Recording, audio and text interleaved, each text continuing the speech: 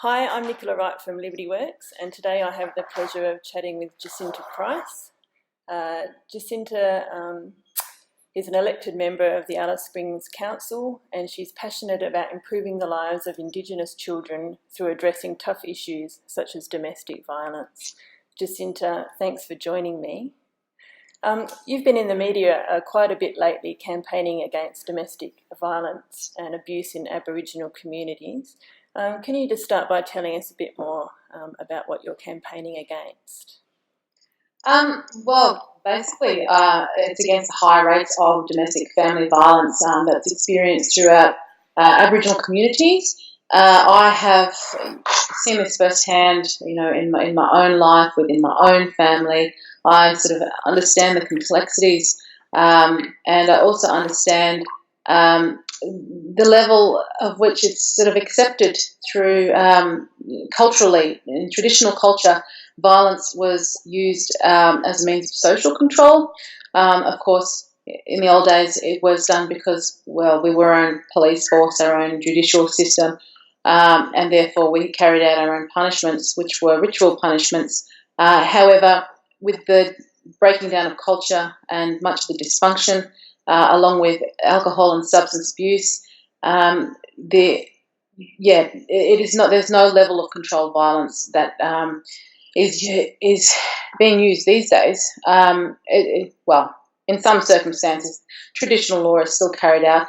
However, I'm a strong believer in cultural reform and being able to move forward and evolve like the rest of the world and not hold on to traditions that are no longer good for us, and recognising that within our culture that is detrimental to us and which is in fact contributing to the high levels of violence in communities.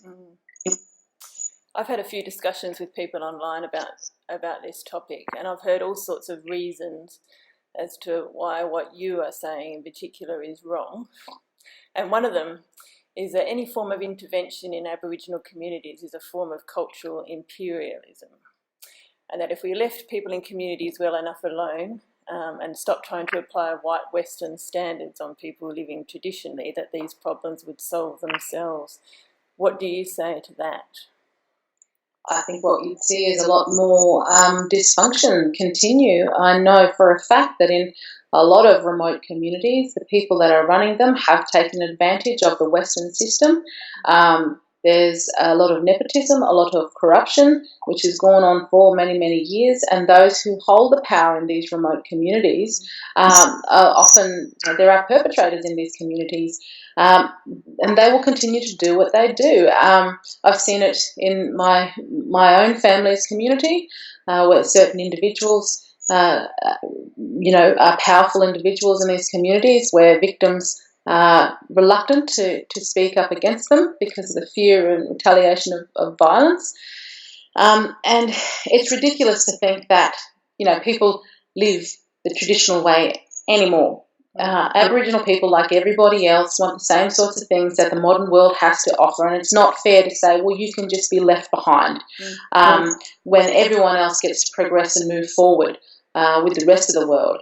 And what needs to happen is Aboriginal people who are still, who still maintain their language, which is, there's nothing wrong with maintaining your language. I think it's a wonderful thing to be able to do that. And certain aspects of culture that are positive, I think it's wonderful to be able to do that. But also, the Aboriginal people that are falling behind are those who don't have the tools of the modern world. They don't know how to take advantage of the modern world to benefit their lives. And unfortunately, they cannot escape the modern world. So it's really quite unjust to think that we're just going to leave them behind in the dirt and allow for, the violence to continue, allow for women to be silenced. A lot of people who argue this point do not understand traditional Aboriginal law.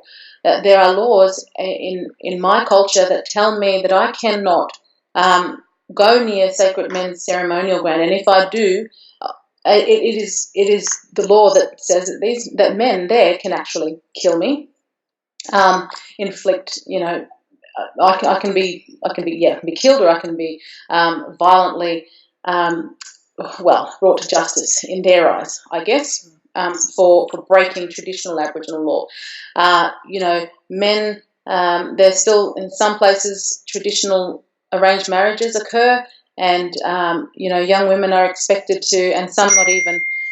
Sorry about that. Some not even of the age of consent are expected to go to their older promised husbands, and that is not acceptable in this day and age. These laws are not acceptable in this day and age, and a lot of them can be likened to laws that lie within Sharia law, the way that women are oppressed in traditional Aboriginal culture. And nobody is willing to step forward and understand this or accept this. There is a book that I'm looking at the moment. It looks into Ngara law for the Arnhem Land people, and it blatantly states their laws in this book that completely and utterly deny human rights and women's rights in that aspect. And this is what people who argue for culture and language don't understand, are these very details of traditional Aboriginal law that govern those who are still living close to the traditional way of life. And it's almost as though sometimes they don't want to know. And if you say things like this, there's a lot of denial and people get angry, which really amazes me, that white people in cities get upset about hearing this and then just deny that it's even true. Absolutely. I mean, imagine what the victims feel, that there's people out there denying that these atrocities occur and that they are victims of these very laws. And it's a disgrace that people don't want to acknowledge this. It's like, they feel like it's hurt them and that they were better off being ignorant to it all. But it's the truth. And you can't escape from the truth. And these victims cannot escape from these truths. There was a huge outcry in the community after Bill Leak's famous cartoon featuring the delinquent Aboriginal father. What did you think of that cartoon? Oh, look, again, everyone carries on about the father, but the police officer was Aboriginal as well. Does that not mean that, all Aboriginal men are policemen as well? No, it's ridiculous because, once again, people completely miss the point and choose to be offended. We all know in the Territory, children in these circumstances, they are running the streets at night. As a counsellor, we have to pick up the slack from the parents and the fathers who are not taking responsibility for their children. The rest of the community have to pick up that slack. And we wonder why these children wind up in youth detention, when their home lives are absolutely dysfunctional. The adults and their families couldn't care less about the fact that they're running around late at night. And any given night, you can drive around Alice Springs and you will see children as young as 8 years old out there. And, it makes my blood curdle because I have children of my own, and I could never imagine having let any of my children at that age walk the streets at night with the dangers that they can face. So the Senate's recently voted down the proposed changes to the Racial Discrimination Act and Section 18C. And also Labor's Shadow Attorney General Mark Dreyfus has indicated that they would be open to even extending those offence laws to include sexual orientation, age, disability and gender. And what do you think of that? I think they should go and move to another planet completely. We're human beings, and I when I was in Sydney last week, debating political correctness and its failure, this notion that hurt feelings are more important than broken bones, broken faces, broken lives. It's appalling. It's absolutely appalling. People are far more interested in being virtue signalers than they are actually, doing something for their fellow human beings. And again, if you talk about these issues regarding Aboriginal people's lives, if you're not Indigenous, you're a racist. You cannot talk about these particular issues. But if you're Aboriginal, well, you can hammer white people as much as you like, and that's your right to do that because you belong to a minority. It's common sense completely out the window, and quite frankly, I'm just sick to death of Labor's stance. I was considering this. I just had a thought to myself last night. I was thinking this soft bigotry is in fact a continuation of the smoothing of the dying pillow. Basically, let's baby Aboriginal people, let's baby minorities. Let's not build them up to be strong human beings and individuals. It takes the onus off people having to look within themselves and go, wow, I'm feeling a little bit insecure. Maybe I need to think why that makes me feel insecure and work on that so I can become a strong individual. Universities are doing it. They're mollycoddling students. And I always thought universities were places where your views are supposed to be challenged so you can step outside your comfort zone and become resilient human beings.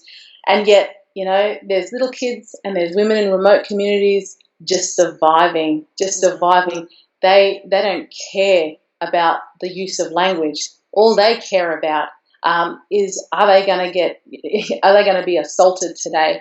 Are they going to get fed today? Are they going to be sexually abused today? This is all they're concerned with, and yet these issues are first world issues. The issue of offence. It's spoilt first world individuals who don't know how to look anywhere else but at themselves in a poor bugger me mentality. When we posted, LibertyWorks posted your 18C submission, we had heaps of positive comments and supportive comments, but we did get the odd negative ones, as you can imagine. You've been copying a lot of that. I'll just read out a couple. What rubbish, Jacinta. The social issues confronted by Indigenous Australians have absolutely nothing to do with whether or not you and I can throw racial epithets at one another. So this is someone who's pro-18C. What would you say? What would you say to such a comment? Oh, well, the prime example is Bill Leak. Yeah. This person would absolutely disregard what it is, what Bill Leak was trying to get across and say, oh, racism, racist, Bill Leak's just a racist, and completely and utterly ignore the point that there are children out there suffering these abuses. It's even, the Royal Commission into Don Dale right now is looking at the way the system works. Yes, the system is flawed, but nobody is having a look at what's going on prior to these children going into the system. Where is the accountability for the family members, the parents of these children, the reasons why they have got into this system in the first place? Where is the accountability? There is none. And, what I say to people when they say things like rubbish, Jacinta, blah, blah, blah. Well, you know what? Come to Alice Springs.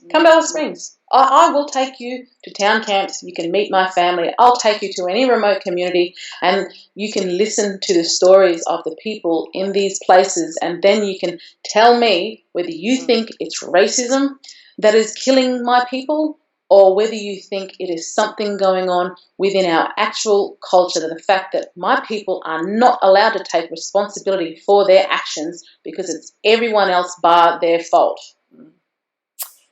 What advice would you say to white fellows like me, people living in the cities who want to do something about this and don't know what to do?